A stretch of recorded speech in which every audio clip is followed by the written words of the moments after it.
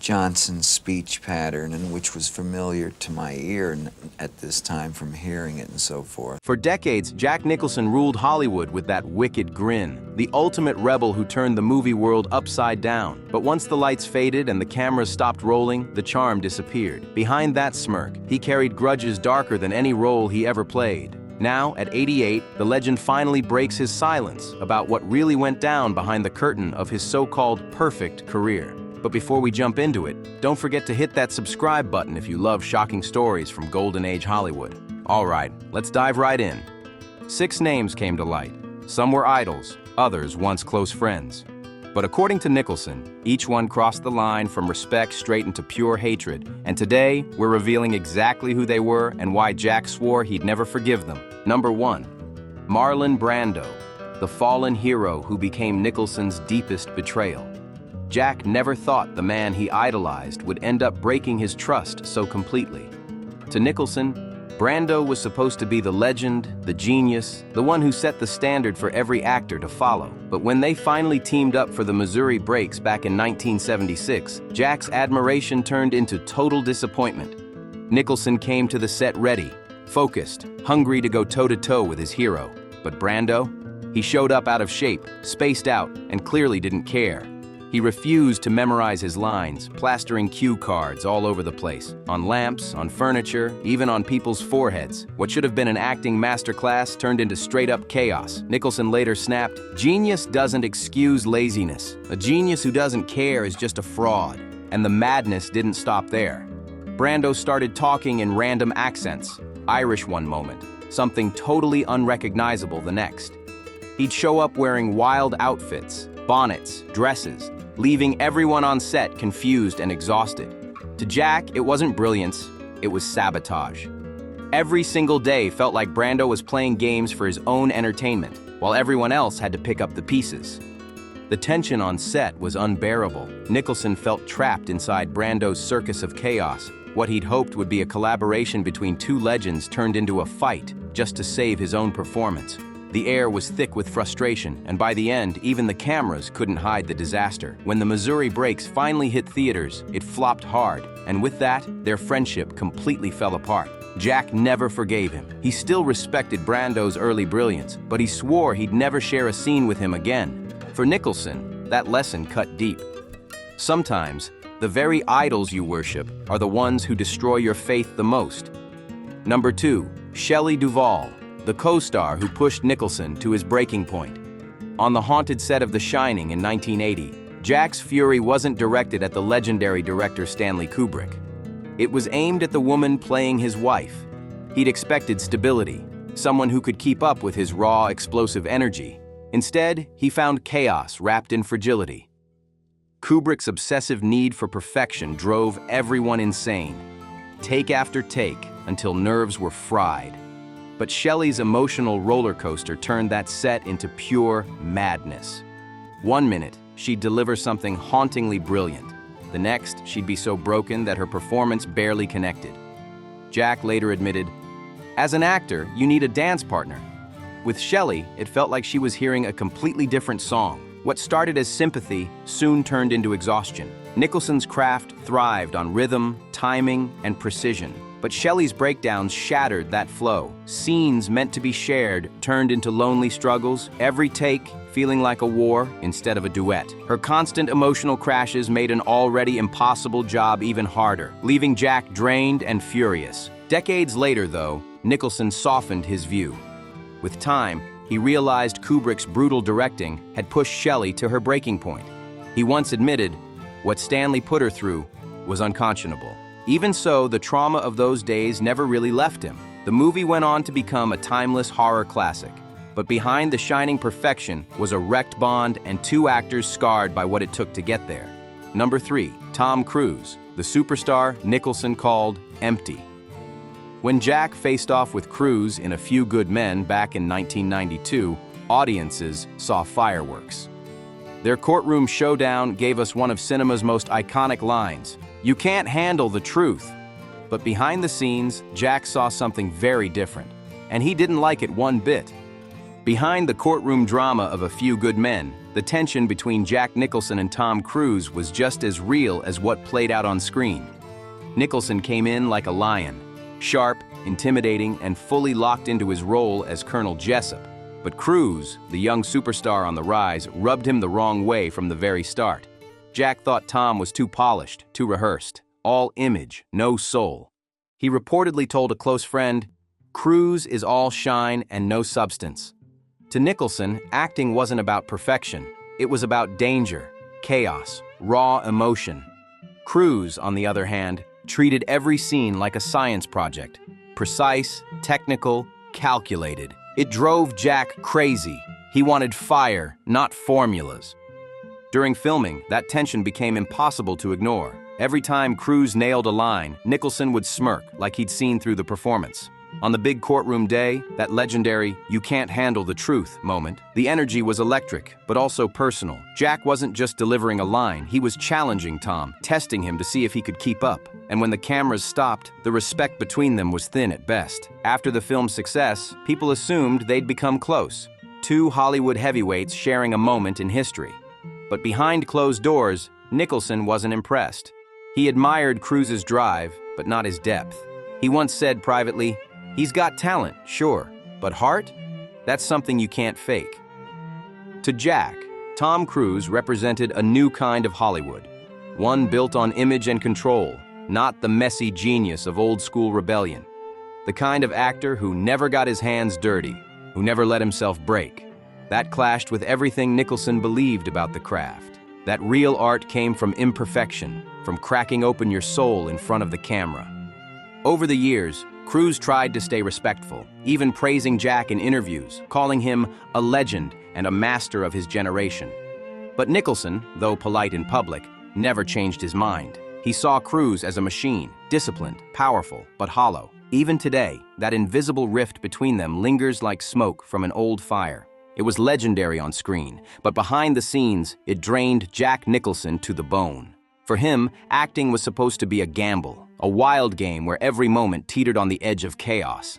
He lived for that spark, when a scene could fall apart at any second, forcing something real to happen. But across from Tom Cruise, he found none of that magic. Every grin felt rehearsed, every move looked planned, every word came out too clean, too perfect. Nicholson later scoffed, "You look in his eyes and you see the machinery working. It's perfect, and it's empty." That jab said everything about how he saw Cruise's style. To Jack, acting wasn't about control, it was about danger, that raw truth that hits when the mask slips. He thought Cruise was more interested in image management than emotion, chasing flawless performances instead of real human mess. Even that iconic courtroom explosion, "You can't handle the truth," left Jack feeling cold afterward. He threw every ounce of fire into that moment, hoping Cruise would crack, hoping he'd see a flash of something unpolished. But what came back, in Jack's eyes, felt like a reflection. Smooth, perfect, lifeless. He compared it to hearing a studio recording when what he wanted was the sweat, the noise, and the raw energy of a live concert. When filming wrapped, Nicholson didn't sugarcoat it. He told his inner circle straight up. He respected Cruise's discipline, sure, but he'd never step onto another set with him. Their worlds just didn't match. One actor chased perfection, the other chased danger. And to Jack, that clash proved one thing. No matter how successful, they'd never truly connect. Number 4. Faye Dunaway, the actress who shattered Nicholson's directorial dream. The movie The Two Jakes was supposed to be Jack's crown jewel, his chance to return as both star and director, shaping a follow-up to Chinatown that would define his career. But the moment Faye Dunaway walked back into his life, that dream started to crumble fast. Their reunion wasn't warm, it was war. From the first day on set, it was Tension City. Nicholson, used to running the show, suddenly found himself battling his leading lady at every turn. What once sparked magic in Chinatown had turned into pure hostility. Faye came in late, argued about everything, and challenged Jack's authority on camera and off. This isn't collaboration, it's sabotage.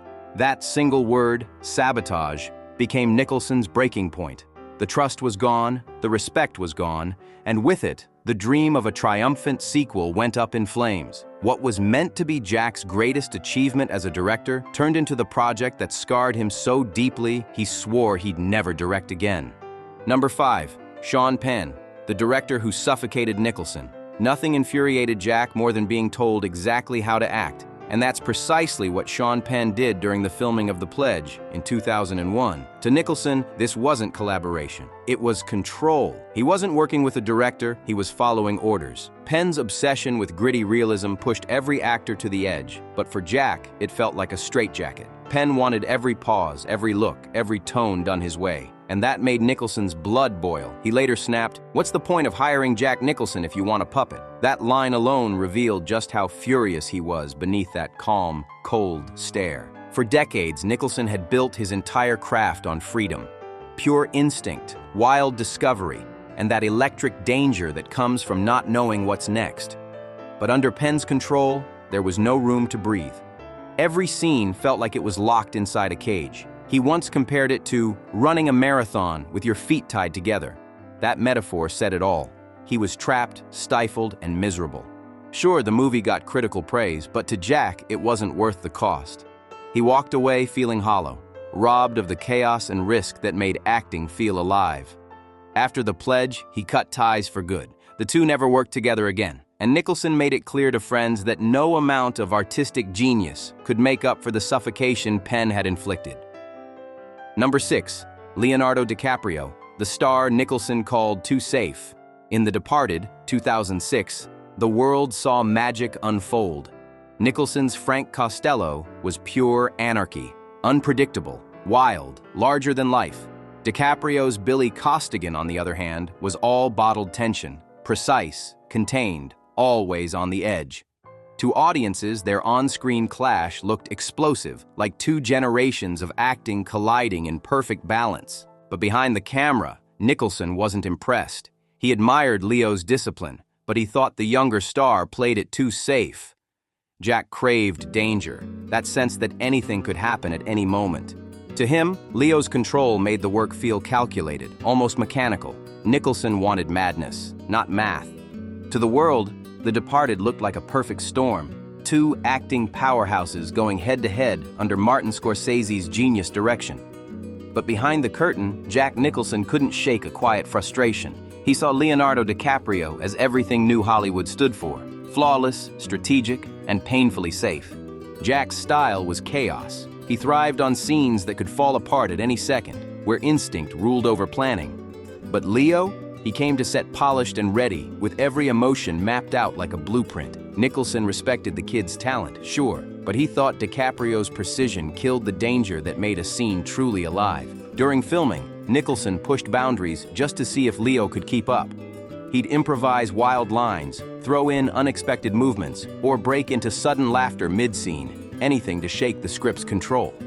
One time, while filming an intense confrontation, Jack pulled out a prop gun without warning, catching everyone, especially DiCaprio, off guard. That moment ended up in the final cut, and it was pure Nicholson. But even then, Jack wasn't satisfied. He later told a friend, "Leo's good, real good, but you can feel him thinking. He's scared to lose control." For Nicholson, that fear of chaos meant the performance would always be missing something vital, the unpredictability that made an audience lean forward in their seats. Still, Nicholson admired DiCaprio's discipline. He saw a young man dedicated to the craft, willing to bleed for the camera if it meant perfection. But to Jack, perfection was the enemy. He wanted cracks, mistakes, those raw human moments that couldn't be rehearsed. Leo's polished technique was like watching a dancer who never missed a step. Impressive, yes, but missing that dangerous rhythm that made art unforgettable. When The Departed became a massive success and finally earned Scorsese his long-overdue Oscar, Jack was proud to have been part of it, but deep down, he felt disconnected from the new generation it represented. To him, Hollywood had traded madness for method, passion for polish. He reportedly once said, "They're all afraid to be ugly now. Acting's supposed to get dirty." That line summed up exactly how Nicholson saw DiCaprio and the actors who followed: brilliant, controlled, but terrified of chaos. Once the cameras started rolling, the clash between two generations became impossible to ignore. Leonardo DiCaprio came in locked and loaded, every move rehearsed, every emotion mapped out to the smallest detail. He built entire backstories, planned his gestures, even practiced subtle facial tics. But to Jack Nicholson, that wasn't art. That was architecture. He grumbled, "He's done his homework, but there's no danger. You can see every brick." That tension exploded in one unforgettable moment. During a heated scene, Nicholson suddenly pulled out a real gun. No warning, no cue, pure chaos. The entire set froze, and Martin Scorsese didn't yell cut. He kept rolling. The terror on DiCaprio's face in that shot? Completely real. For Nicholson, that was real acting, forcing the truth to spill out in raw, unplanned emotion. But to DiCaprio, it crossed the line. Reckless, dangerous, a total betrayal of trust. That moment drew a clear line between them, two philosophies clashing right there on set. Nicholson had studied under Sanford Meisner, built on the idea of living truthfully in the moment. DiCaprio came from a new Hollywood that worshipped precision, control, and technical mastery. Both brilliant, both powerful, but together like oil and water. After the film wrapped, Nicholson admitted to friends he wouldn't work with DiCaprio again. He said, "The kid's great, but too safe for my blood." The respect stayed, but the connection never did. DiCaprio, ever the professional, spoke highly of Jack in interviews, calling him a legend and inspiration. But behind the praise, that tension lingered. For Nicholson, the experience left a bitter taste. Even though The Departed won Best Picture, the victory felt hollow. 6 names, 6 battles, one truth. Jack Nicholson never forgot the people who broke his code. From the idols who let him down to the co-stars who drained the life out of his performances, each clash left scars that shaped how he saw Hollywood forever. So what do you think? Was Nicholson just brutally honest about the people around him, or was he too hard on icons like Brando, Cruise, and DiCaprio?